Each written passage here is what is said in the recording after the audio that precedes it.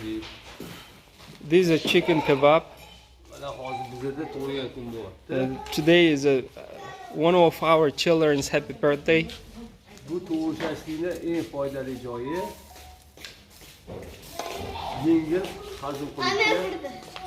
Chicken kebab is very useful for health. And it's very easy to digest it. Ko'pincha biza shu to'g'tiramiz.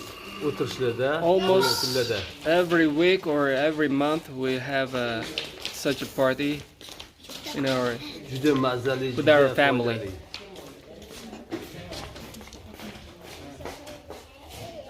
O'zbekistonda mevalar ham, taomlar ham juda shirin. In Uzbekistan we have a very delicious and very tasty fruits and